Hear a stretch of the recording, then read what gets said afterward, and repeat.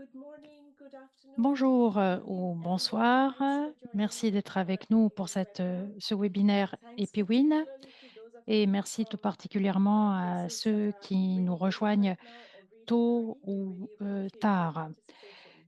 Welcome Merci to the d'être avec first nous of pour series of ce premier webinars we plan webinaire on prévu Mpox. sur la September, Mpox we will be en focusing on the current septembre. Mpox Donc, nous emergency. allons nous And we are concentrer keeping sur this la Mpox et activity aujourd'hui, plus headline, which particulièrement, focuses nous allons on parler de community la protection. protection For those of you communautaire. who are Pour ceux new qui to ne connaissent EpiWin, pas it aims to make l'EpiWin, l'idée, science c'est que la science accessible, doit être understandable, and relevant accessible for critical and pour une evidence-informed action action fondée sur des against bases community factuelles de la part des transmission. communautés et des And décideurs. Et aujourd'hui, today, nous we have avons a à nos very côtés exciting des panel intervenants of de speakers premier lined up. plan. Our Nous allons opening entendre address will be le given docteur by Dr. Maria von Maria Van Kerkhove Kerkhove, who qui va is prononcer administrator to l'allocution Mpox. d'ouverture que vous She's connaissez also bien et qui coordinating est à la the tête Mpox de la response in the riposte à region. la Mpox She à will also l'OMS. give a Elle strategic va nous update. fournir We then une mise à have jour the time stratégique. of Ensuite, nous aurons Kai executive von for Harboe community protection, qui who dirige will be la talking protection about the communautaire, protection approach along ainsi with que Ombreda Ombreda Baggio, Baggio, who's senior advisor qui for s'occupe community des mêmes problématiques à accountability la and FICR, à IRC. la Fédération internationale des So they sociétés de will la Croix-Rouge provide et du the Croissant-Rouge. broader Ils vont global nous présenter une perspective perspective. mondiale. Then we get Puis, the nous aurons la perspective perspective from africaine Africa avec le from docteur Susan Suzanne Niawade Niawade from WHO, Risk Mitigation du Officer bureau at Afro de l'OMS. WHO. Et nous And we aurons will la get perspective the d'une autre perspective of région another region qui se that's prépare preparing for à la Mpox Mpox avec le with docteur Dr. Ruben Ruben Mayorga. Mayorga qui dirige He's the lead for l'action Mpox sur la Mpox Solutions and et la Engagement participation communautaire Policies à at l'OPS. WHO. Nous avons We also également à nos have with côtés, us well, qui n'interviendra pas, mais outspeaking, I malgré would say, tout, in the panel, le Dr. Meg docteur Meg Doherty, Doherty, que who vous again connaissez is no bien, stranger qui to you. She's the head dirige of tout ce qui maternity a trait au VIH-Sida at ici à WHO, l'OMS, and et many également other d'autres panélistes right particulièrement here. éminents. And Au terme de ce at the end webinaire, of the webinar, les remarques de closing clôture remarks will be given by Dr. seront Maria from communiquées MAOD. So I won't take more of par your time, but just un quickly autre collègue. housekeeping as Et comme usual. d'habitude, It's being donc par recorded. Nedret et It is Miroglou, being live streamed on le YouTube. webinaire est So diffusé you can sur see it YouTube. again on Vous pourrez YouTube donc le later. suivre également par la suite sur YouTube et les And instructions the usual sont les instructions, mêmes que please d'habitude. introduce yourself on the chat. We'd love to know where you're Merci coming de from vous and what you do. But présenter dans le please put chat your si vous le questions in the souhaitez, mais Q&A d'inscrire vos box questions because dans la if partie you put it on chat, we questions-réponses, might parce que miss it and si we vous really posez want to votre know what question you have dans to le ask chat, us. nous risquons de So ne pas la introduce voir. yourself Donc, on chat, vous pouvez tout comments à on fait chat, vous and questions présenter, in the Q&A box. transmettre vos And salutations please dans make le your chat, comments, mais posez vos keep your comments questions dans la constructive and partie positive. We're questions-réponses happy et nous to nous hear from félicitons you and get d'entendre suggestions. vos Please suggestions et nous proceed to espérons qu'elles ask. seront constructives. Before I Avant de hand donner over la to you, parole very à quickly, Maria, we'd nous like 1 aimerions minute. We'd like to hear consacrer une from minute you. So à can un you petit please tell sondage, us une if petite you're enquête. working on MPOX Pouvez-vous nous dire response and d'abord si vous community travaillez protection or not? sur la Join at protection Slido communautaire dans platform la riposte à la hashtag Mpox 3192 et vous pouvez donc participer en rejoignant Slido 5928. au numéro 3192 598. Je vous laisse We'll just quelques take a few instants seconds here for you to pour que so that we nous know ayons une idée what de you're votre doing. profil. Vous pouvez scanner le Just code scan the QR QR ou code or join at encore slido.com hashtag rejoindre la 3192. rubrique Slido au 31 92 598.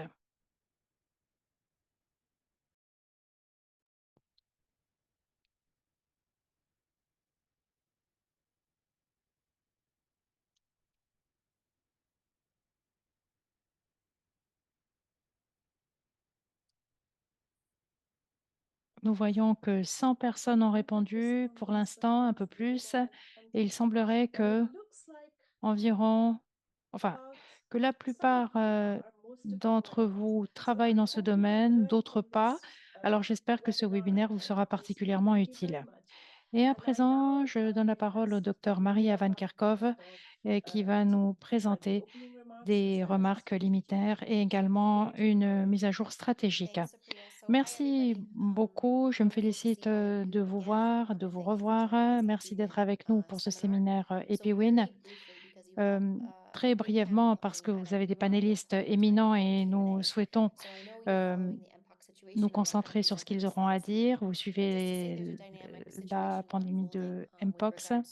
Il y a eu plusieurs flambées, essentiellement en RDC, mais également dans des pays voisins comme le Burundi, le Kenya, l'Ouganda et essentiellement imputable au clade 1 et un nouveau clade, le clade 1B, qui a été détecté pour la première fois en septembre 2023 et qui circule depuis plusieurs mois.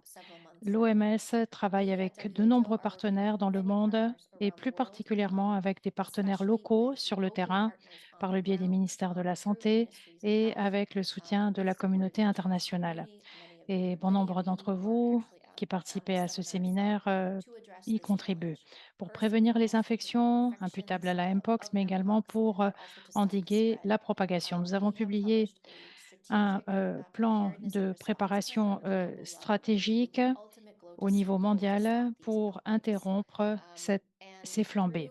Et grâce à notre collaboration avec des partenaires, nous nous sommes organisés dans différents domaines fonctionnels pour coordonner les différents partenaires et pour avoir une vision stratégique des différents piliers de la riposte, entre autres la protection communautaire.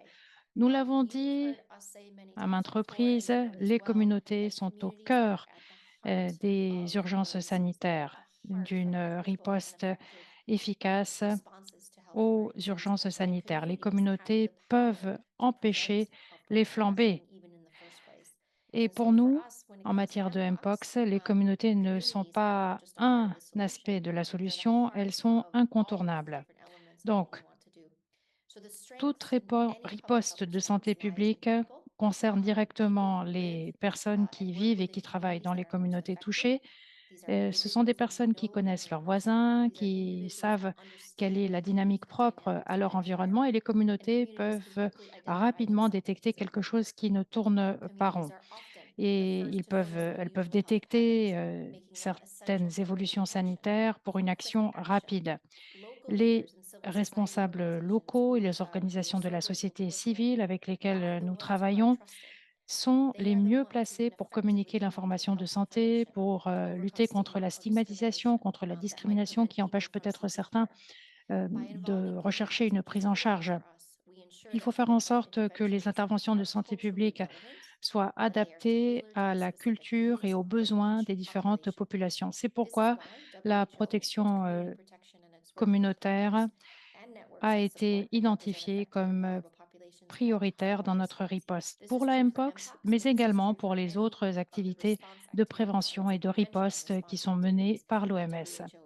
Et c'est au cœur de notre plan de préparation et de riposte stratégique. Il y a également un plan continental à l'échelle africaine qui est en cours d'élaboration, qui sera publié cette semaine. La protection communautaire, la participation communautaire, l'autonomisation communautaire sont essentielles. Le but de ce SPRP, de ce plan stratégique, est d'interrompre la transmission grâce à des efforts coordonnés au niveau national, régional et mondial. Et cela ne sera possible que si l'OMS, les partenaires et les différentes parties prenantes travaillent avec des organisations de la société civile et des acteurs communautaires. Je sais que différents séminaires EpiWin se sont concentrés sur différents aspects de la société civile. Nous avons parlé de mobiliser différents types d'intervenants, notamment des organisations confessionnelles, tout cela pour contribuer à la recherche d'une solution. Actuellement, je suis en charge de la gestion des incidents au niveau mondial pour la Mpox, mais je collabore avec énormément de personnes ici à l'OMS et avec d'autres partenaires, avec les sociétés civiles, les responsables locaux, etc., pour mettre en œuvre ce plan de riposte. Nous sommes engagés à améliorer le sort des plus vulnérables et de ceux qui en ont le plus besoin. Pour protéger la santé et servir les plus vulnérables, nous souhaitons associer autant de voix possibles à la recherche d'une solution pour apprendre les uns des autres et pour développer notre expertise. Pour la protection communautaire, cela veut dire qu'il faut travailler avec différents partenaires, qu'il faut développer des capacités locales, qu'il faut les maintenir et qu'il faut faire en sorte que les communautés aient les moyens et l'information pour protéger leurs proches en situation de crise. Je m'en tiendrai là parce que vous avez différents intervenants de premier plan et je me félicite de ce séminaire que je souhaite fructueux. Merci. Merci beaucoup, Thank you very Maria. much, Maria. Merci infiniment Thanks pour for cet aperçu que vous nous avez donné et your merci pour support votre soutien as well for concernant making communities and l'implication et la regions of participation importance. communautaire. Um, À présent, we will now je request demanderai à Dr. Monsieur Kai Kai von von Harboes, Harbo but just d'intervenir, mais before avant that, cela, il we va would nous like parler de would l'approche en matière potentially de propose protection that we'd like to communautaire, de hear from protection you des communautés. first. Mais What do you qu'entendez-vous understand par by community protection protection? Before we hear from communautaire? Maria, Avant que we'd like Kai to hear from a n'intervienne, few of the nous aimerions participants. avoir Again, l'éclairage des participants. Alors, une fois de plus, c'est par le biais de l'application Slido, 31 92 just scan 598 the ou QR alors code. en scannant le code QR.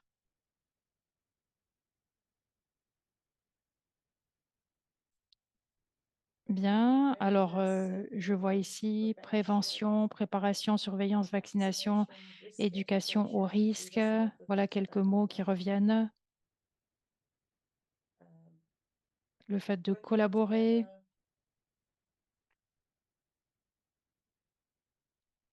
approche participative, Participatory approche and dynamic dynamique, immunité collective, immunity, information risk communautaire. mitigation.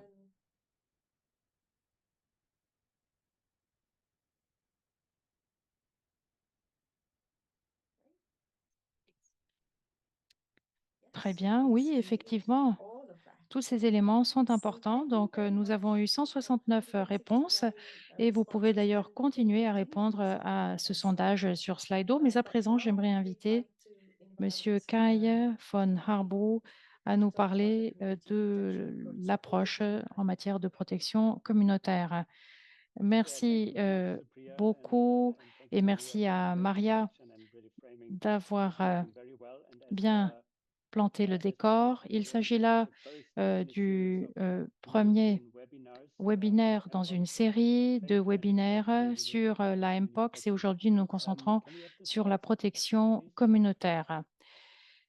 And Je one suis responsable de l'unité pour la préparation et la résilience des communautés qui est dirigée par Monsieur Nedret Emiroglu, qui est également en ligne, et je m'occupe de la protection communautaire comme sous-système de tout ce qui est réponse et résilience dans le cadre du cadre HEPR.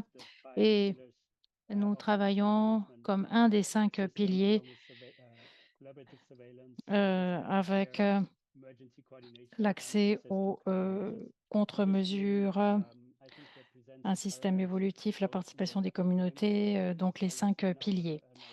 Et nous travaillons sur cette situation d'urgence sanitaire en particulier et nous avons reconnu le rôle crucial des communautés et la nécessité d'impliquer les communautés, de permettre une participation communautaire et d'insister sur les résultats au niveau communautaire. Et je pense que cette demande a souvent été adressée à l'OMS, donc nous donnons corps à cette approche. Et bien sûr, nous avons les approches techniques que nous connaissons bien en matière de communication sur les risques, de participation communautaire, de gestion des infodémies, etc. Tout cela est primordial, mais cela doit nous permettre d'agir de manière plus ciblée, de manière plus stratégique et plus centrée sur les communautés en insistant sur l'impact économique et social des urgences sanitaires. Et je vais vous en parler dans un instant. Et enfin, j'aimerais dire que ce groupe thématique de protection communautaire est co-dirigé par moi-même et par le docteur Meg Doherty, qui participe également à ce webinaire et je tiens à rendre hommage à l'excellente collaboration que nous avons eue ces dernières semaines avec elle-même et son équipe.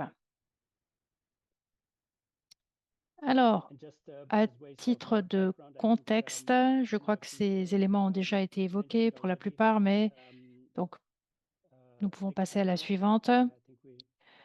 Pour redonner le contexte, le 14 août, on a déclaré une urgence de santé publique de porte ou plutôt le 13 août, on a déclaré une urgence continentale. Ce sont les CDC africains qui l'ont déclaré. Et le 14 août, une USPPI qui a été déclarée par le directeur général sur la base des recommandations du comité d'urgence. Des recommandations temporaires ont été publiées, insistant sur la protection communautaire, notamment la communication sur les risques et la participation communautaire. Et cela vient s'ajouter aux recommandations permanentes, bien sûr, hein, qui, elles aussi, insistent sur la protection communautaire. Le 26 août, un plan mondial, un plan stratégique de préparation et de riposte a été publié et la protection communautaire est au cœur également de ce SPRP, de ce plan stratégique. Et nous le mettons en œuvre avec d'autres partenaires dont un certain nombre participent à ce webinaire aujourd'hui et qui interviendront certainement par la suite.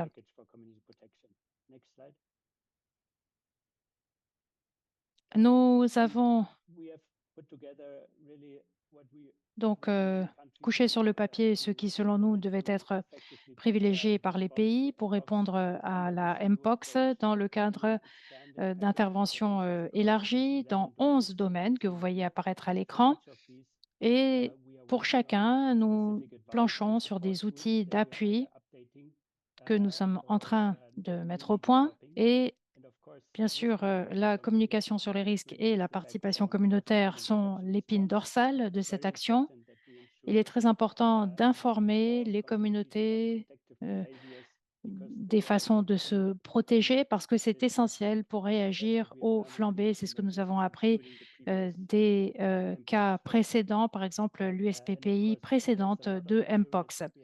Donc, il y en a certains que nous avons déjà développés, mais il faut les adapter aux susceptibilités culturelles et il faut qu'elles soient compatibles avec les croyances et le contexte local. Et c'est là-dessus que nous travaillons actuellement à travers les 3 niveaux de l'organisation jusqu'au niveau communautaire et avec de nombreux partenaires. Mais nous devons également aller au-delà de messages à sens unique uniquement, et c'est la raison pour laquelle le retour d'informations des communautés est essentiel pour que les communautés soient véritablement en position de prendre des décisions. Et nous avons un groupe consultatif sur l'action communautaire avec différentes personnes spécialisées dans différents domaines qui nous informent sur l'implication communautaire, la communication communautaire et également qui recueillent les perspectives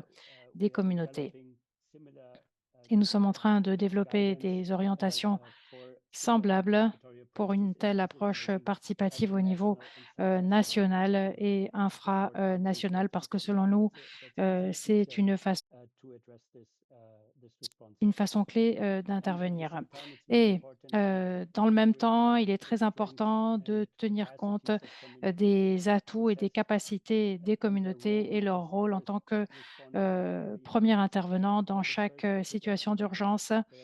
Et ce sont elles, les communautés qui peuvent intervenir pour aider les populations touchées. Donc, nous insistons beaucoup sur les soins à base communautaire, à domicile, la surveillance communautaire et également le renforcement des agents de santé communautaire. C'est un aspect très important, pas uniquement en permettant à ces agents de santé de fournir ces services aux communautés, mais également pour se protéger eux-mêmes, ce qui est très important dans de nombreux contextes. Et nous travaillons en étroite collaboration avec la FICR et avec l'UNICEF dans ces domaines. Et nous avons une plateforme de coordination très développée avec ces 2 agences pour le RCCE, la communication sur le risque et la participation communautaire, et ce partenariat a été étendu. Nous avons d'ailleurs eu une conférence avec ces partenaires juste avant ce webinaire qui était co-convoqué par la FICR et l'UNICEF, mais avec d'autres partenaires en ligne pour discuter de la coordination et de la collaboration.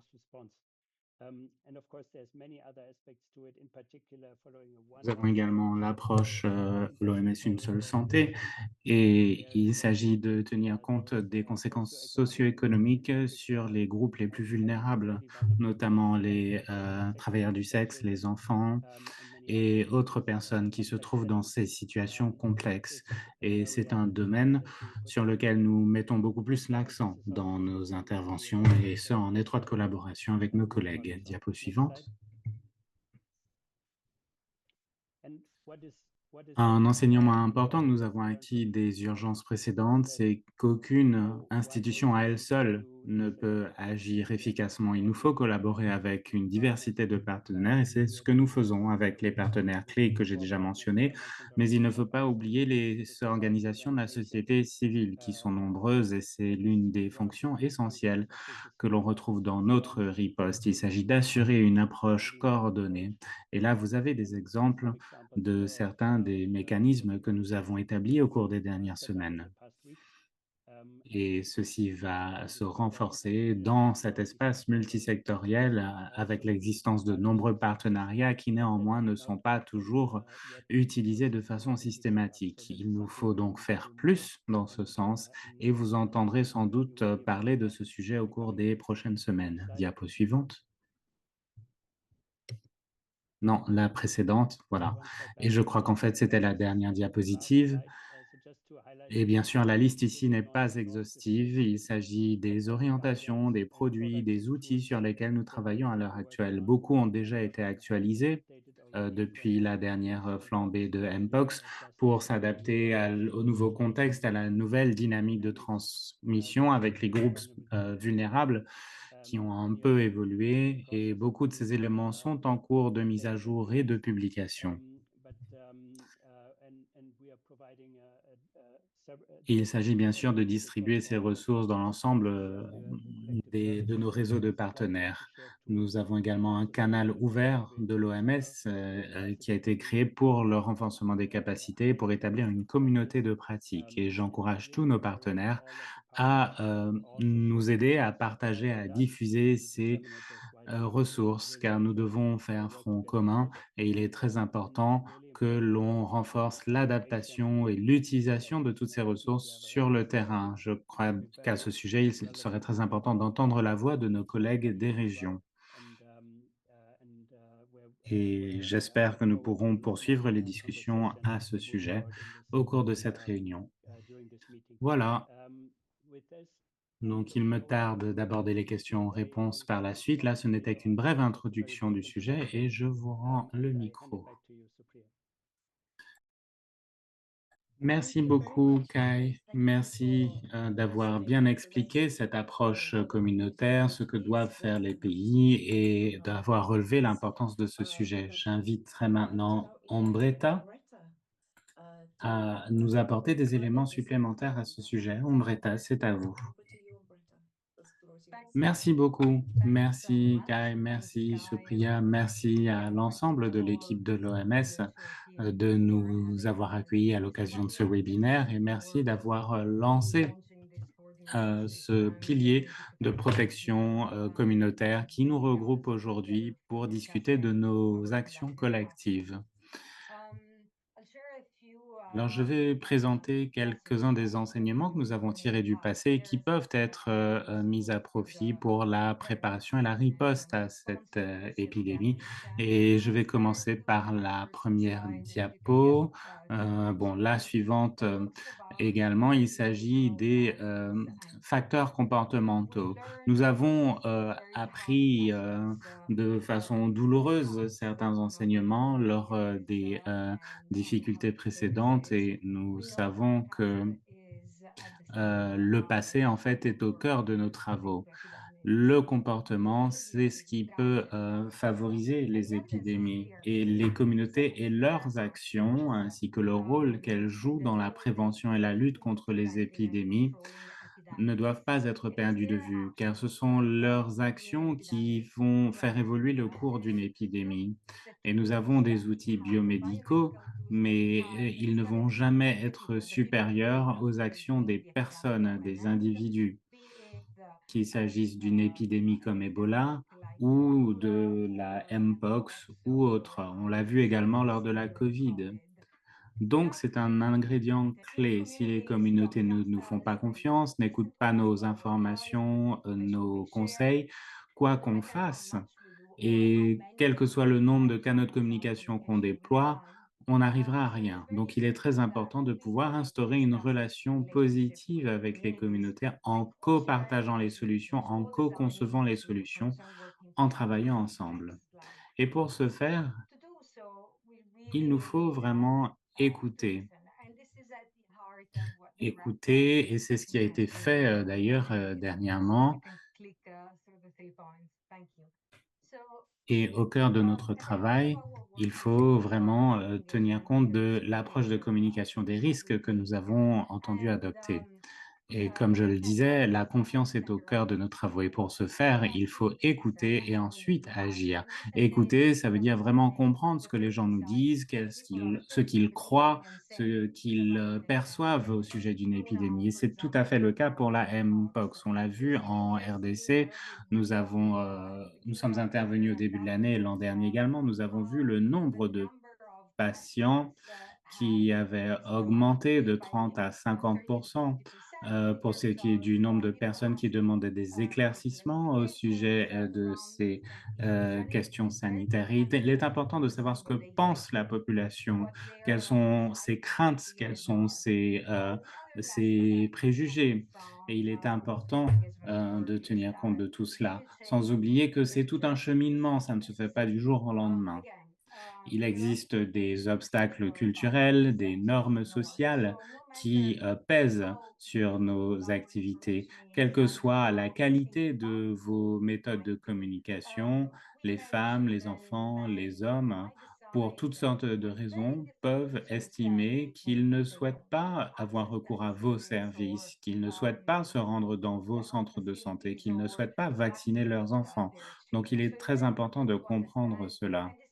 Et c'est justement là-dessus que nous avons travaillé collectivement et merci à l'OMS justement d'avoir agi dans ce sens dès le début de l'épidémie. Et enfin, la dernière grande leçon, c'est le fait que la communauté est la mieux placée. C'est elle qui sait le mieux, c'est elle qui comprend la dynamique qui l'anime, c'est elle qui sait qui sont les personnes les plus vulnérables, quelles sont celles qu'on entend, quelles sont les personnes au sein de la communauté qui sont respectées et qui pourront communiquer au mieux sur les mesures de prévention. Donc, il est très important de respecter cette hiérarchie communautaire. Alors, pourquoi est-ce qu'on perd le sommeil la nuit? Pourquoi est-ce qu'on est inquiet et préoccupé? Eh bien, c'est parce qu'en fait, il y a 3 épidémies différentes avec différents groupes qui sont touchés et il est très important de le comprendre car ceci implique, une approche très ciblée et très localisée face à ces épidémies. Et on ne peut pas avoir une seule réponse pour tout le monde. Nous avons maintenant une nouvelle épidémie avec de nombreuses inconnues. Elle se propage par le contact étroit, mais pas seulement par les contacts sexuels. On l'a entendu ce matin, un certain nombre de cas viennent de RDC. On a une transmission soutenue dans l'Est de l'Afrique. Les cas sont plus graves et il y a beaucoup d'inconnus, donc ça crée une certaine incertitude. Et on l'a vu pendant la Covid, il est très important de maintenir une communication ouverte pour dire ce qu'on sait, mais aussi ce qu'on ne sait pas. Et nous sommes également confrontés à des difficultés liées au manque de vaccins, de tests et de traitements. Donc ça nourrit la peur, l'anxiété et diapo suivante, s'il vous plaît. Tout ceci peut ensuite déboucher sur de la désinformation. Ça peut entraîner la confusion et on entend de nombreux débats à ce sujet d'ailleurs et on a des données qui ressortent et je suis sûr que Suzanne, reviendra sur cette question, mais on a la fédération, l'OMS et d'autres institutions qui ont des données à ce sujet. Donc ça nous rappelle beaucoup ce qui s'est passé pendant la COVID au sujet des confinements, des mesures de distanciation sociale, et de tout ce que ça provoque au niveau, des réactions, la confiance qu'on accorde aux autorités sanitaires et la peur et tout ce qui peut en découler. Avec les préoccupations en matière de sécurité des vaccins aussi, ça c'est ce qu'on a entendu, ça nous a été rabâché par le passé et ça revient, au devant de la scène aujourd'hui. Donc ça nous rappelle vraiment la peur et l'anxiété de l'époque Covid. On a des inconnus concernant les modes de transmission de la mpox. Il y a une moins bonne compréhension, de la population concernant les voies de transmission et donc il est important de remettre l'accent sur ces aspects. Et puis, on a vu ce qui s'est passé en 2022 avec la stigmatisation de la communauté LGBT, mais là encore, ma collègue pourra revenir sur ce point. Donc voilà pour certaines des considérations qu'on souhaitait aborder. Donc, diapo suivante, s'il vous plaît. Oui. Là encore, s'il vous plaît. Voilà.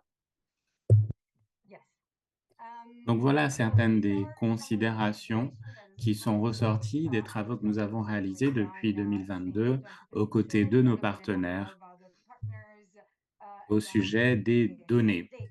Bien sûr, les données consistent à comprendre quels sont les groupes les plus touchés et ils peuvent varier par rapport à ce qu'on a vu dans cette épidémie parce qu'on a des personnes de plus en plus jeunes, mais il s'agit également de comprendre ce qui se passe au niveau des communautés, qu'est-ce qu'elles savent, qu'est-ce qu'elles pensent, qu'est-ce qu'elles croient et les actions, menées par les communautés elles-mêmes, là, ça fait partie intégrante de, toutes, nos réflexions et il s'agit d'avoir des actions plus localisées avec les acteurs de terrain et à l'intérieur des communautés. Ça, c'est important pour la préparation et puis troisièmement, il s'agit de présenter cette question comme, n'étant pas seulement une maladie sexuellement transmissible. Comme je le disais, il y a de plus en plus de personnes qui sont touchées, des jeunes adultes, des femmes, et il ne s'agit pas que d'une MST. Il faut adapter également les stratégies d'implication communautaire. Il est important, comme je le disais, de savoir qui sont les personnes véritablement infectées. Je sais que le CDC s'est efforcé avec de nombreux partenaires d'avoir une approche pays par pays. Il nous faut également une participation ciblée avec certains groupes stigmatisés, ceux qui le sont plus que les autres, notamment les travailleuses du sexe, la communauté LGBT. Et tout ceci nécessite une approche spécifique. Donc, il faut s'adapter aux besoins des uns et des autres. Il faut également impliquer et préparer le personnel de santé communautaire. Et je pense que c'est un sujet très important car il faut que les personnes qui interagissent avec ces groupes, avec ces communautés, soient bien préparées. Bien souvent, on a tendance à oublier cet aspect. On oublie de vraiment veiller au début de l'épidémie que le personnel de santé sait comment répondre aux nombreuses questions qui lui seront posées.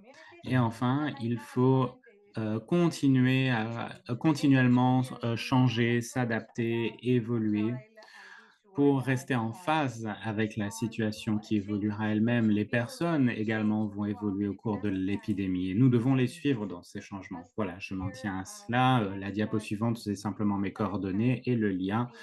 De toute façon, nous vous transmettrons tout ceci après le webinaire. Merci, Sophia. Merci beaucoup, Ambreta, pour ces idées très importantes quand on parle de protection communautaire. Merci d'avoir relevé l'importance de la confiance, en particulier dans ce contexte d'urgence qui revêt tant d'aspects importants, notamment la stigmatisation, l'importance des données.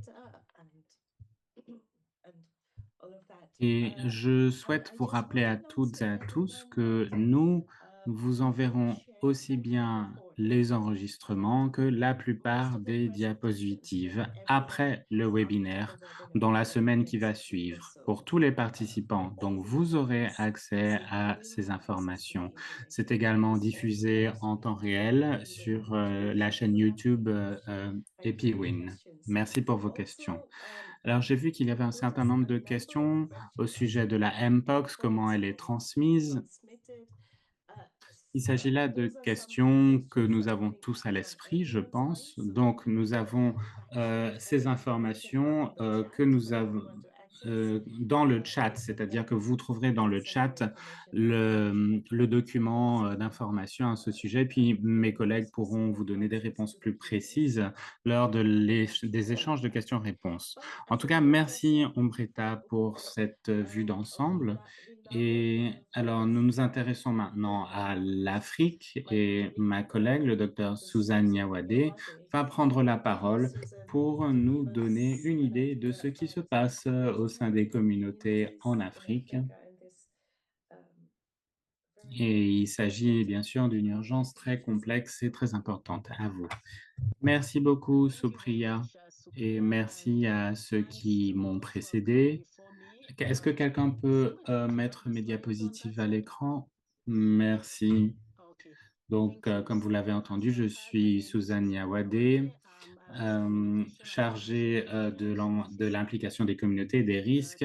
Je suis basée à Nairobi et je travaille au sein de la région Afro de l'OMS. Donc, je vais décrire ce qui se passe dans notre région.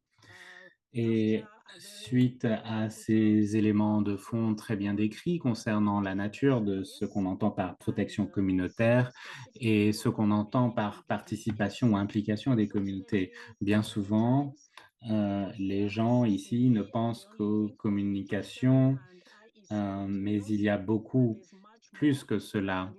Et si on participe à des échanges de communication dans les deux sens avec les communautés, alors on répond beaucoup mieux aux préoccupations des personnes au lieu d'envoyer de simples messages génériques, parce qu'on a appris que on ne peut pas donner de solution ou de riposte ou réponse générique pour tout le monde. Donc là, il s'agit simplement de planter le décor. Ceux qui m'ont précédé ont déjà mentionné certaines de ces informations. Donc, quand vous aurez les diapositives, vous pourrez les lire par vous-même. Toujours est-il qu'environ 90% des cas notifiés en Afrique venaient de la RDC.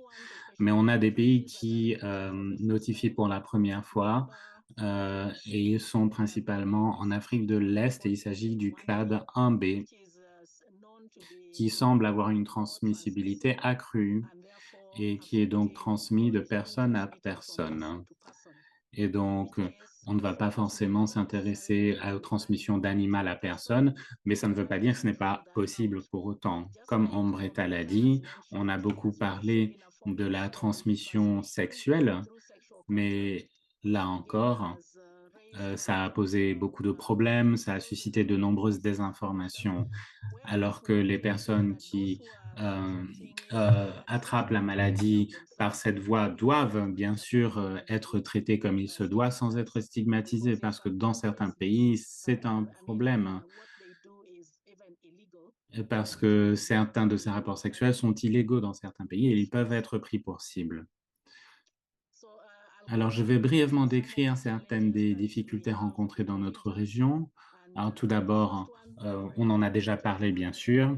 Certains pays notifient des cas de Mpox pour la toute première fois, alors qu'on a d'autres pays dans la région qui ont toujours connu la Mpox, où la Mpox est endémique. Et alors même qu'on a un certain nombre de pays, bon, un nombre qui pourrait augmenter, qui font des signalements pour la première fois. Eh bien, il y a la question de la sensibilisation qui se pose et qui doit être augmentée, à mesure qu'on est de plus en plus concerné, évidemment. Donc il faut assurer cette sensibilisation, veiller à ce que les gens sachent, quels sont les signes et les symptômes caractéristiques de la maladie. Donc de manière générale, il semble y avoir une compréhension limitée des facteurs comportementaux qui favorisent la transmission. Au-delà des contacts sexuels, bien sûr, nous savons que les contacts étroits, de manière générale, peuvent provoquer une transmission, ce qui peut expliquer pourquoi les enfants sont eux aussi concernés et attrapent la mpox. Et donc ça, c'est un sujet sur lequel nous allons particulièrement travailler. J'ai déjà mentionné la stigmatisation, comme Ambretta l'a dit, ça ne concerne pas que la maladie, mais également les modes de transmission, la désinformation et l'infodémie qui font rage. Et ça, bien sûr, c'est lié au fait que les mécanismes de gestion des infodémies et les retours d'information des communautés sont assez déficients pour ce qui est de la mpox. Donc, nous travaillons sur ce point pour améliorer la façon dont les messages sont envoyés et la façon dont ils sont reçus pour que les groupes soient et les de population soient plus réceptifs. Et puis, il y a une contextualisation insuffisante de la riposte au niveau locaux. Donc, même au sein d'un pays, il n'y a que certaines zones qui signalent des cas et la riposte ou l'intervention n'est peut-être pas applicable à l'ensemble du pays. On peut différencier les diverses zones. À titre d'exemple, en RDC, on avait deux clades et le clade 1B concerne plutôt l'est du pays. Et donc, il s'agit de tenir compte de ces différences d'une zone à l'autre en fonction des facteurs. Et il y a également une intégration insuffisante avec les réseaux communautaires existants. Or, c'est au cœur de la protection communautaire, comme Kai l'a dit précédemment. Il faut donc travailler avec ces réseaux communautaires existants, pas uniquement avec les personnes vivant avec le VIH-Sida, mais également d'autres. Donc, cela permet de s'adresser aux populations clés, par exemple les hommes ayant des relations sexuelles avec des hommes qui sont une cible ou alors les travailleurs du sexe. Et cela aide également à tracer les contacts, à savoir où trouver les personnes. Et en raison de la stigmatisation, nous ne pouvons nous adresser à ces personnes que en travaillant avec ces groupes. Autre problème, c'est qu'il y a énormément de langues parlées dans les pays en question. Ça, c'est un autre défi propre à notre région. Il y a donc des besoins en matière de traduction. Or, je suis certaine que nous n'avons pas assez de capacités, que ce soit sur le plan des ressources humaines ou financières. Certains pays ont même plusieurs dizaines de langues qui sont parlées, même s'il y a une langue officielle. Il y a malgré tout des zones où les gens ne parleront que la langue locale. Et puis, il y a également le problème des ressources qui sont inadaptées et insuffisantes, les ressources financières, mais également les ressources humaines, les agents qui pourraient intervenir en matière de communication sur les risques et participation communautaire. Donc, il y a des problèmes quantitatifs et qualitatifs, des personnes qui peut-être sont disponibles mais qui ne sont pas suffisamment bien formées. Et Ombretta a parlé également de cet aspect-là. Diapo suivante.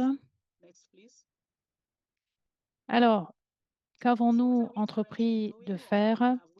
Nous avons eu des études approfondies bilatérales avec différents pays pour comprendre leur contexte et pour adapter notre soutien, et cela est essentiellement avec les pays qui ont signalé des cas, que ce soit actuellement ou dans le passé.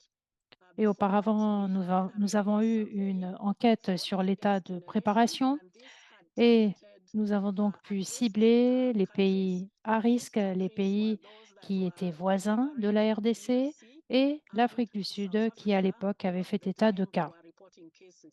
Ensuite, nous procédons au partage et à la facilitation des outils et du matériel d'orientation. Nous procédons à la révision des plans.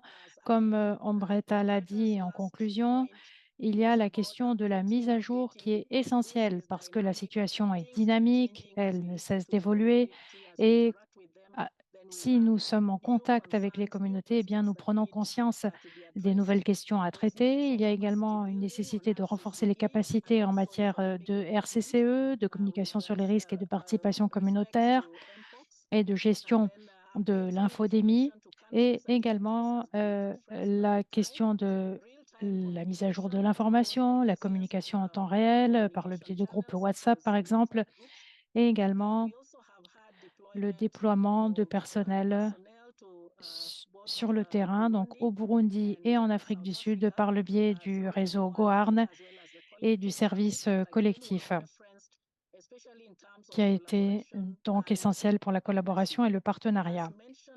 Et comme cela a déjà été dit, une organisation à elle seule ne peut pas agir et donc nous avons besoin de plus de personnes et c'est la raison pour laquelle nous souhaitons également former et autonomiser les communautés pour qu'elles puissent intervenir. Et cela va également susciter une adhésion communautaire, une appropriation communautaire. Et pour s'inscrire dans la durée, c'est plus efficace que quelqu'un qui vient, qui fournit une aide ponctuelle et qui ensuite s'en va. Concernant les actions de riposte prioritaires, nous devons soutenir les pays à parachever leur plan. Il y a de nouveaux pays qui signalent des cas. Certains avaient des plans pour leur état de préparation, mais maintenant, ils doivent compléter avec d'autres activités de riposte. Et nous devons également faire en sorte que cela soit traduit dans les langues locales dans la mesure du possible.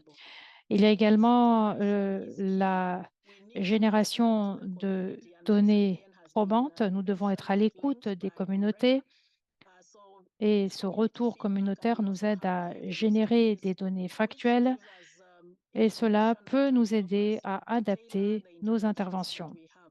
Il y a la question du renforcement des capacités également qui doit se poursuivre grâce à des séances en ligne. Également, le fait de soutenir les pays pour adapter la riposte au contexte. Comme je l'ai dit tout à l'heure, il y a différentes problématiques dont il faut tenir compte dans différentes régions, même à l'intérieur d'un même pays. Ensuite, une cartographie qui doit être réalisée. N'oubliez pas que ce qui nous intéresse, c'est de renforcer les capacités au niveau communautaire et nous ne souhaitons pas créer de nouvelles structures, mais plutôt utiliser les structures existantes à des fins de continuité et également parce que l'on aura tendance à faire confiance à ceux avec qui on a déjà travaillé et aider les pays dans la co-conception et la mise en œuvre de cette participation communautaire pour la sensibilisation, l'adhésion et la résilience ainsi que la durabilité. Et enfin, voici quelques occasions à saisir, voici quelques opportunités pour les pays. Cela est fait bien sûr en collaboration avec différents partenaires. Il y a les réseaux existants, les capacités existantes que l'on peut mobiliser et utiliser. Certains ont été utilisés pour Ebola, pour la COVID-19, pour le choléra, entre autres. Il peut s'agir d'organisations de la société civile, d'organisations à base communautaire ou d'autres qui nous aident à entrer en contact avec les personnes vivant avec le VIH-Sida. Il y a également la question de l'anthropologie et des enseignements que l'on a pu tirer d'autres flambées. Il faut pouvoir utiliser ces enseignements. On l'a fait pour Ebola, on l'a fait pour la COVID-19, le choléra, et donc on peut s'appuyer là-dessus. Il y a également l'AIRA, l'Alliance africaine pour la riposte à l'infodémie, qui est essentielle. Nous avons également la Croix-Rouge et d'autres partenaires qui collectent ces données. Nous devons également mobiliser nos partenaires pour avoir des partenariats aussi étendus que possible. Et nous avons également un groupe de travail sur la communication sur les risques et la participation communautaire qui est pluri-agence. Et nous avons également un soutien régional que nous offrons aux pays de la région. Voilà, je crois que c'était ma dernière diapositive. En gros, pour résumer, comme cela a été dit, les urgences sanitaires commencent dans les communautés et prennent fin dans les communautés et les communautés ont des connaissances que nous pouvons utiliser pour améliorer notre action. Merci beaucoup et je rends la parole à Supriya. Merci infiniment, Suzanne, pour cet exposé très complet et merci d'avoir expliqué ce qu'il fallait faire et ce qui est d'ores et déjà réalisé.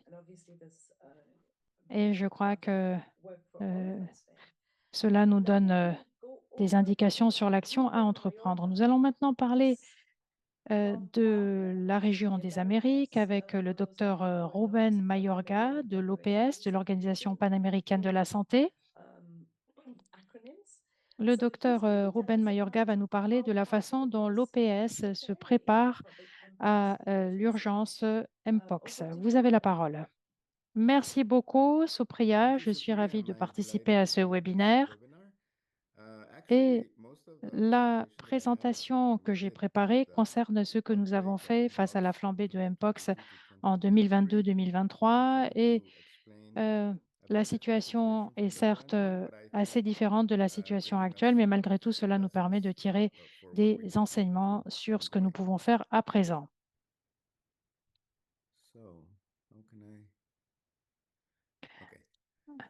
Alors, les populations les plus touchées par la Mpox en 2022-2023 étaient les mêmes que celles qui étaient couvertes par les programmes liés au VIH-Sida pour la prévention, le traitement et la prise en charge. Et donc, nous avons organisé des réunions périodiques conjointes avec ces populations et leurs représentants dans le groupe de coopération technique horizontale, comme nous l'avons appelé, pour chacun des piliers thématiques et plusieurs centaines de participants ont pu participer à ces réunions par le biais de Zoom.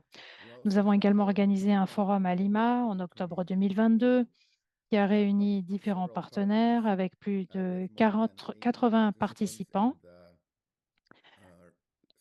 pour la séance sur la Mpox avec des populations clés, des acteurs de la société civile et des directeurs des programmes nationaux du sida et nous avons mis l'accent sur l'accès aux vaccins.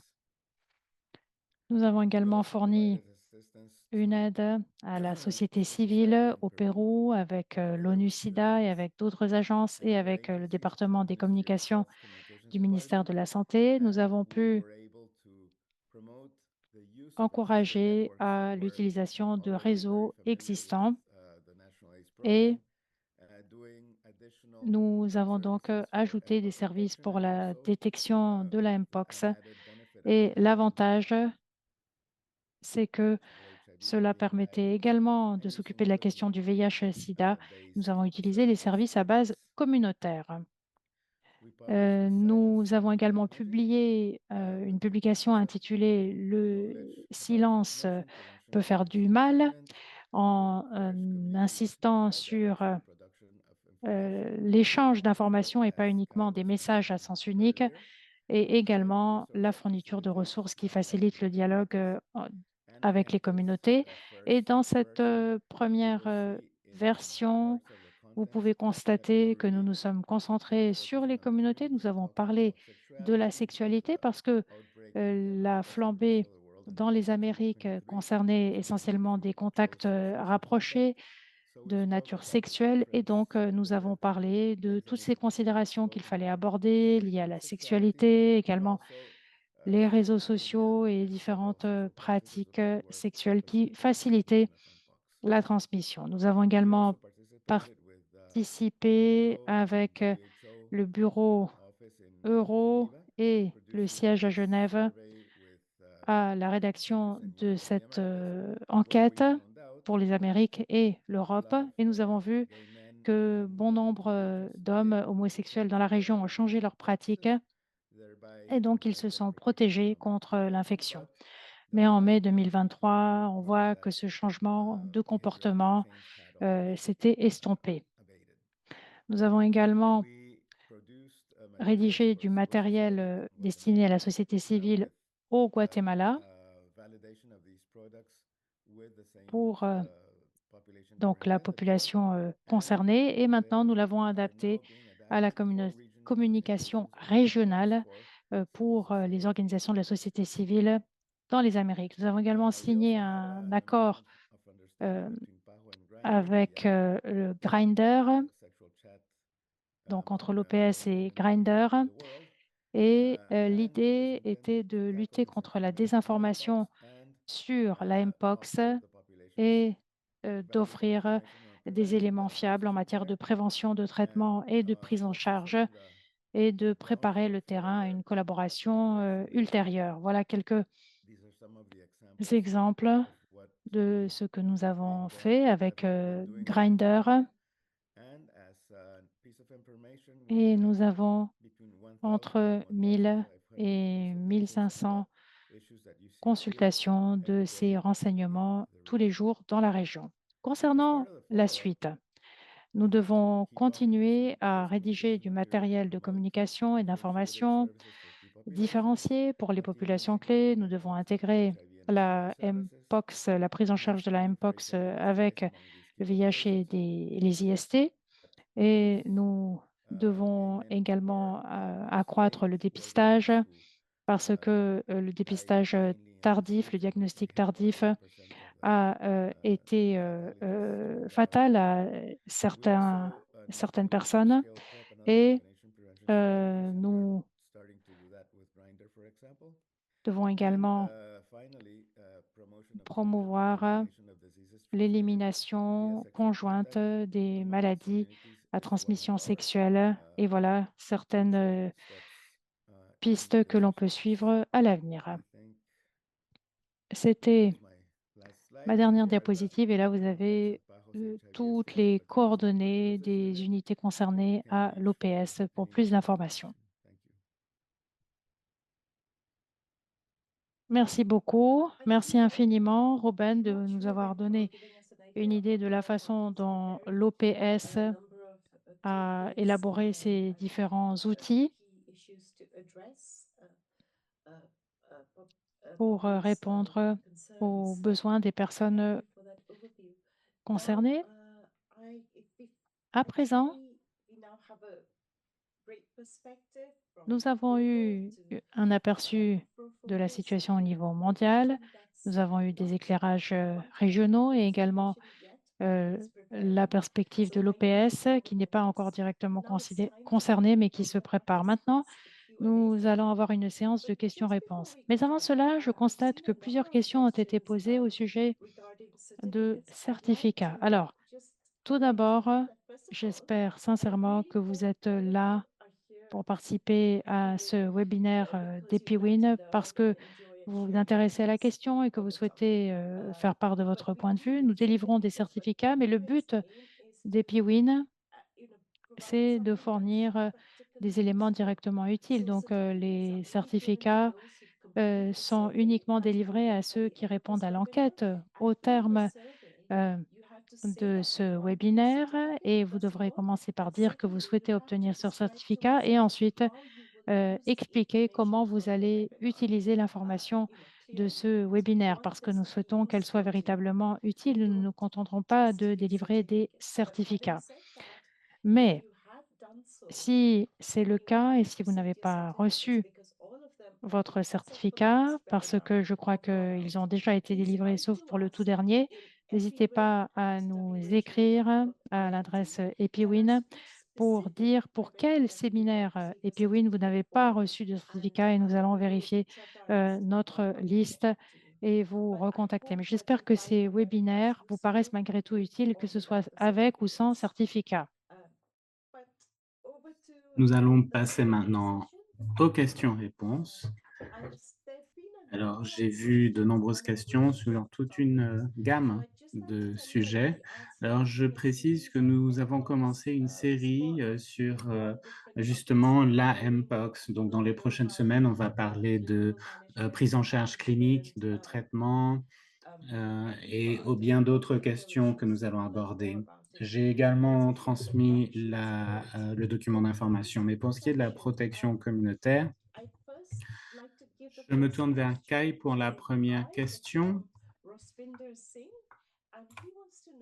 Comment la dynamique du RCCE et les aspects participatifs entrent en jeu, surtout lorsqu'on a un grand nombre de cas qui viennent de RDC avec des conflits en cours? Comment la stratégie de communication des risques évolue lorsque la sécurité elle-même est une préoccupation? Kai, c'est à vous. Merci, Supriya, et merci pour cette question très importante. Je pense qu'il faut bien sûr admettre cette complexité sur le terrain, notamment lorsque des questions sécuritaires se posent et s'ajoutent aux questions de santé. Et l'insécurité, bien sûr, est un obstacle supplémentaire à l'accès aux services de santé pour les communautés. Mais il est également important de placer l'accent sur la sécurité des communautés et des intervenants des professionnels de santé. Donc, il est important de procéder à des évaluations des risques systématiques et d'adopter des mesures d'atténuation de ces risques pour protéger au mieux les intervenants sanitaires. L'OMS dispose de mécanismes très solides à ce sujet, tout comme ses partenaires, et il est important d'assurer une collaboration interinstitutionnelle car il est très important d'utiliser des canaux de communication alternatifs lorsque c'est nécessaire et de véritablement adapter nos messages ainsi que nos mécanismes aux réalités locales, aux réalités du terrain. Ce n'est pas quelque chose de facile à faire.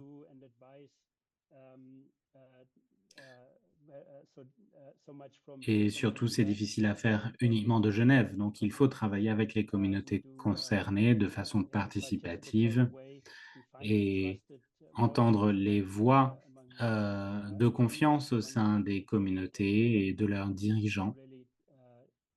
Donc, créer des messages localisés qui permettent de répondre aux craintes et à la désinformation qui sont en général encore plus fortes dans les situations de conflit. Et on a beaucoup parlé d'instaurer la confiance et c'est toujours quelque chose d'important, mais c'est d'autant plus important dans les contextes fragiles.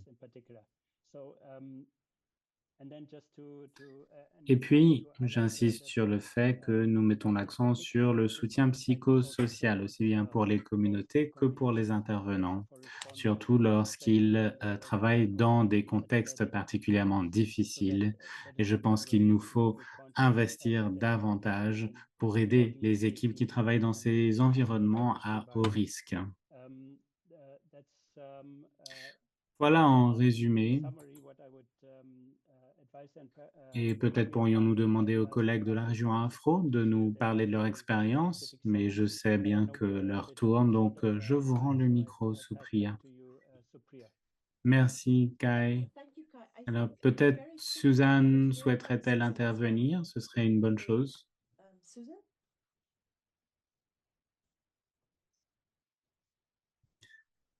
Supriya, voulez-vous bien répéter la question? Je ne l'ai pas entendue.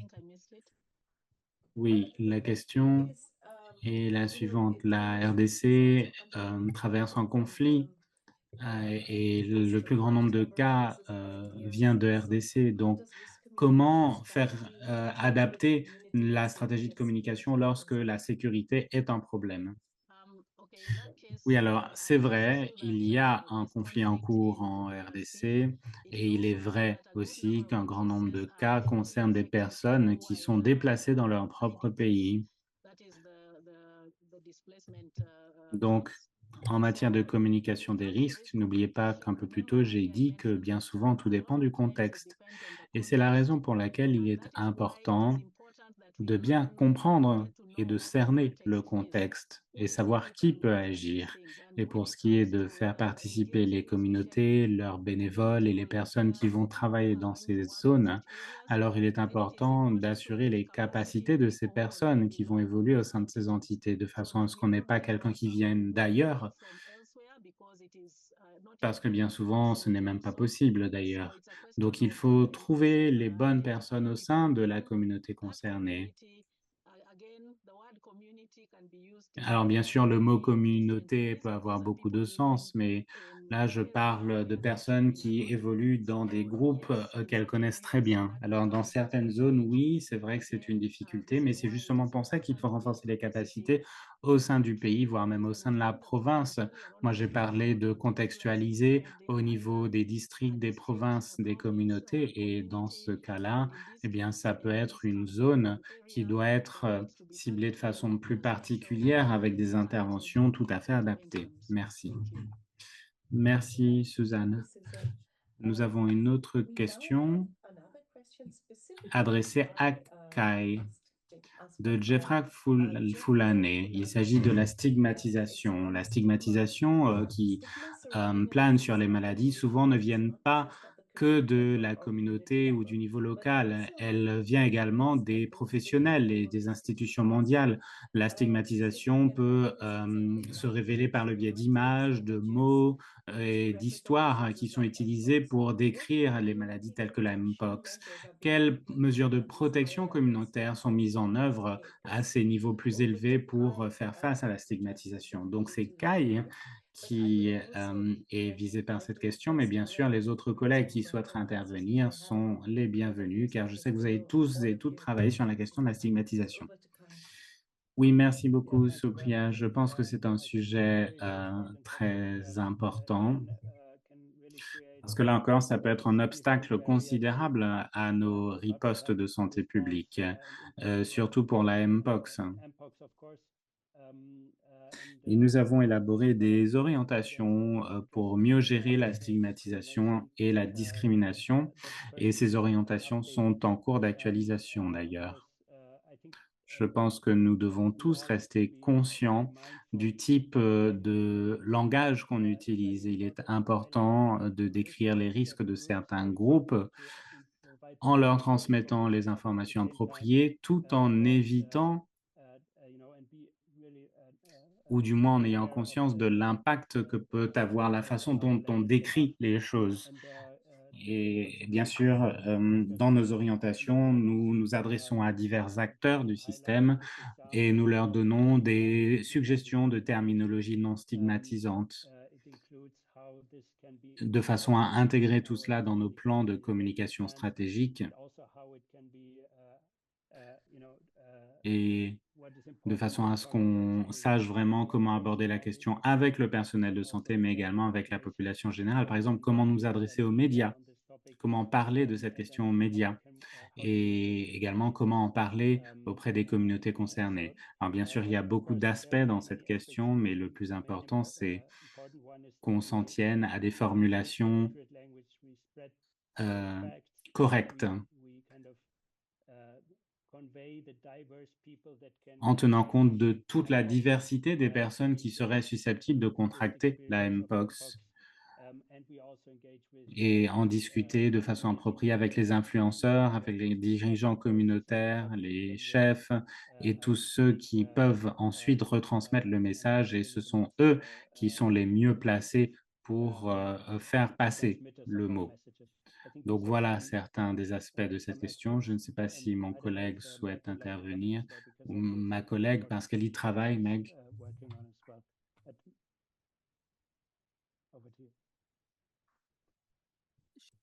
Oui, merci Kai. Je pense que vous avez très bien abordé le sujet, mais toujours est-il que effectivement, il faut éviter Il faut trouver les meilleurs moyens d'éviter la stigmatisation et la discrimination dans les centres de santé, parmi le personnel de santé. Il y a l'auto-stigmatisation également, c'est-à-dire que certaines personnes peuvent se sentir honteuses de rechercher des soins si elles contractent la maladie.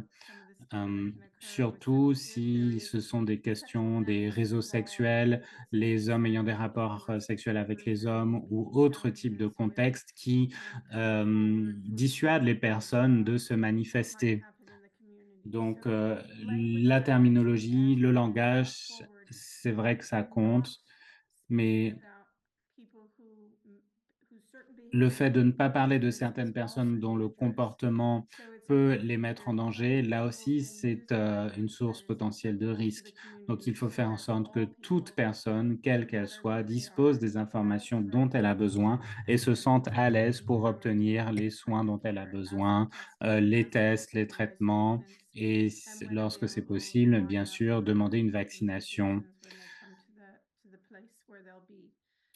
Donc voilà, c'est très important et je pense que nous seront intéressés par, les retours d'informations du terrain, qu'il s'agisse des, familles, des foyers, des enfants et des questions de stigmatisation. Je pense que nous devrons élaborer de nouveaux outils avec les partenaires locaux et tous ceux qui travaillent dans les pays concernés. Merci.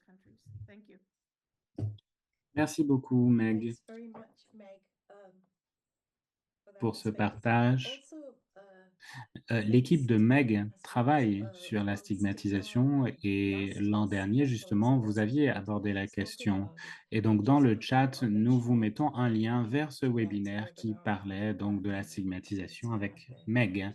parce que So beaucoup de ces stay informations tuned. restent valides Um, aujourd'hui. Alors, il nous reste peu we de have a bit temps, of time. We donc just have 2 minutes minutes. supplémentaires, très So brièvement. very quickly, Pour Ambretta et Amrita Meg, and quels Meg, what comportements peuvent être behaviors can adoptés be par la population developed pour to éviter protect la the transmission de la mpox dans communities? les communautés? Peut-être Ambretta d'abord et ensuite Amrita Meg? first and then Meg. Oui, merci beaucoup pour Sure. ces Thanks so much questions. for the question. Alors, on l'a As I was dit sharing dès le just at début, the very beginning, this la threat transmission se fait par to close contact contact, étroit. so it's really being Donc, mindful il faut rester attentif aux of signes et aux symptômes des facing personnes qui vous the people entourent. around you. This is Donc, rester attentif, ça veut mindful dire means make ne sure that pas you're not être en sharing contact physique avec les those fluids fluides and those et fluids avec that les zones could qui cause semblent être infection. infectées. On This voit qu'il y a information beaucoup is d'infections chez definitely les valid. enfants We know et that donc ça nous there's a montre lot of bien que things to nous ne understand comprenons pas around tout that. à fait Of course, comment taking ça se care passe of those who et might be sick toujours est-il que il is faut essayer de everything. réduire les So risques et making sure prendre that you toutes les take all the précautions precaution, possibles your hygiene practices. et on a We've learned a lot also beaucoup around parlé de lavage les mains pendant la Covid et je pense que sanitizing c'est une pratique qu'il faut surfaces. This is a maintenir. practice, of course, that is healthy for many Parce que ça vaut pour diseases, beaucoup de and this maladies is et one of la those. mpox en fait So partie. Voilà ce que je this puis is what dire I can en say ce peu de temps in the qu'il nous short time reste. that we have. Over to you, Merci. Katrina and Meg, Mike. peut-être? Merci. Si je peux juste ajouter, I could just add, pardonnez-moi, because Supriya, je vais sorry, simplement Sonia. ajouter I could qu'il just faut add revenir and aux go back to the fondamentaux. basics of, the Tout ce things dont that we on a discussed toujours parlé en offline matière de with maladies transmissibles. communicable diseases and Le lavage des mains, washing hands la mpox, ça and se also transmet par spreading contact person-to-person interpersonnel et contact contact. étroit. Et donc, And so si quelqu'un therefore, a des if somebody lésions has apparentes palpitations or is ou souffre de la mpox à suffering un from moment mpox donné, at the cette time, personne peut être, there can peut be s'isoler, isolation, if it's at même chez home, elle. Donc, il faut éviter de la touching, toucher, cleaning off laver tout le wounds, linge en etc. contact There are avec elle. Beaucoup recipes d'éléments on our fondamentaux qu'on peut website. trouver We sur notre have site internet concernant pamphlets, l'hygiène des mains, posted on what we know, la bonne tenue du as foyer well as et bien washing your sûr, own hands le and ensuring comportement, that de la you're personne et de protecting ses proches, others. sans If stigmatisation. somebody is Si il y engaging a in activité sexuelle, alors il faut réduire le nombre de family partenaires, partners, bien knowing your connaître partners, son partenaire et avoiding éviter sexual l'activité activity sexuelle with si somebody la ill personne or ou ses proches présentent des complications lésions ou or s'inquiètent, worry de about la mpox. mpox. La Mpox peut se présenter sous divers aspects, donc il faut bien sûr savoir quelles sont les autres maladies qui peuvent se manifester un peu comme la Mpox, surtout chez les enfants, parce que ça peut être la varicelle ou d'autres éruptions cutanées pour les adultes. Ça peut beaucoup ressembler à d'autres maladies sexuellement transmissibles qui donnent lieu à des lésions sur les mêmes zones du corps. Donc voilà, rester attentif, informé, lire les informations, se connaître, ne pas stigmatiser les autres et maintenir de bonnes mesures d'hygiène en réduisant les contacts avec les personnes qui pourraient montrer des signes de lésions attribuables à la Mpox. Merci. Merci Thank you beaucoup, very Meg. much, Meg. Voilà. With that, J'aimerais maintenant inviter le docteur Nedred à conclure. Merci beaucoup pour vos questions et je tiens à dire qu'il y a eu beaucoup de questions, qu'on a reçu presque une centaine de questions. La plupart d'entre elles concernent les divers sujets qu'on aborde souvent quand on parle de Mpox. Donc, je vous encourage à visiter le site de la Mpox où vous trouverez de nombreuses informations, des questions-réponses qui pourront peut-être vous informer. Et comme je le disais, nous avons prévu une série par la suite qui s'intéressera à des domaines plus ciblés de la Mpox. Donc, je vous invite à nous rejoindre à l'occasion de ces webinaires. Mais pour aujourd'hui, voilà, pour terminer, j'invite le directeur de la préparation et de la résilience nationale à faire ses remarques de clôture. Nedret? Thanks a lot. Merci beaucoup, Priya. Alors, pour commencer, je tiens à remercier toutes celles et ceux qui nous ont rejoints aujourd'hui, ce qui témoigne de l'intérêt que vous portez pour la question, un intérêt énorme. Merci beaucoup pour les intervenants. J'ai entendu les voix de diverses institutions et pas seulement l'OMS, et tout particulièrement du terrain. Donc, c'est impressionnant. Je remercie tout particulièrement Suzanne et Ruben. Vous avez partagé avec nous des informations extrêmement utiles pour mieux comprendre la situation. Comme Sopriya l'a dit, bon, je ne veux pas prendre trop de votre temps et ne pas trop répéter l'importance de la protection communautaire qu'on connaît tous, mais ce n'est là qu'un des éléments ou qu'une seule des zones fonctionnelles de notre riposte en tant que système de santé face aux situations d'urgence. Donc, il est clair que nous poursuivrons ces webinaires et nous vous apporterons davantage d'informations concernant la sécurité des soins, le traitement clinique, la prise en charge, la prévention des infections. On a entendu beaucoup de questions à ce sujet, et ainsi que les mesures, bien sûr, communautaires, les mesures médicales, la surveillance par les laboratoires, etc. Mais nous souhaitions commencer par la protection au niveau communautaire en raison du caractère unique de la Mpox et du contexte dans lequel il est apparu. Comme l'a dit Suzanne, sans l'action des communautés, on ne pourra rien obtenir dans notre lutte face à cette urgence. Et surtout quand on parle de difficultés liées à la sécurité dans des contextes vraiment difficiles, avec des populations hautement vulnérables, la stigmatisation, la discrimination, tout ceci nous appelle encore plus à travailler avec les communautés, auprès des communautés. Et d'ailleurs, la protection des communautés et la résilience et des communautés en situation d'urgence ne se limite pas à la communication des risques et à la participation auprès des communautés. Il s'agit de collaborer avec les communautés et tenir compte de l'ensemble de la société, l'ensemble du gouvernement dans chaque pays, travailler avec toutes les parties prenantes,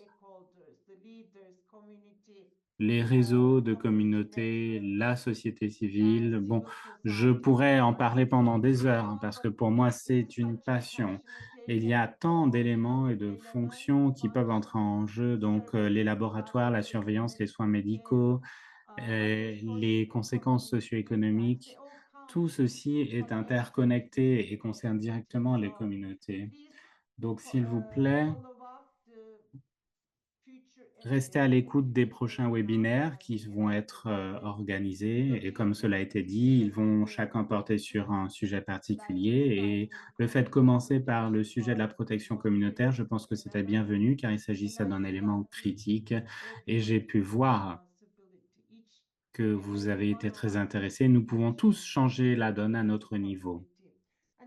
Et puis je remercie tout particulièrement Meg Meg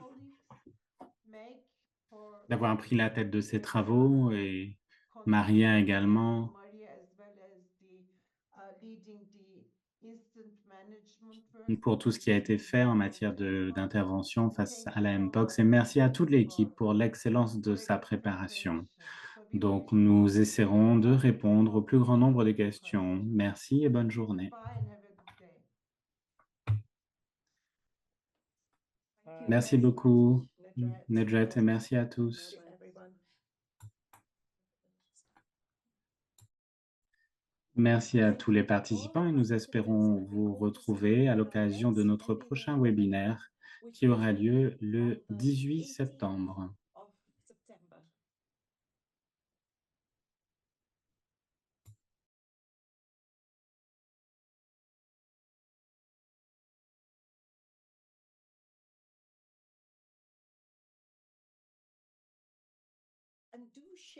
Et merci de nous dire ce que vous comptez faire de ces informations. Comme je l'expliquais, nous ne nous contentons pas d'envoyer des certificats, nous les donnons à ceux qui nous expliquent en quoi ils pourront réutiliser ces informations dans leur vie. Donc, nous attendons vos retours et nous espérons vous retrouver. Merci encore une fois de plus pour l'auditoire qui nous a suivis aujourd'hui. Nous espérons vous retrouver dans la famille EpiWin. Au revoir.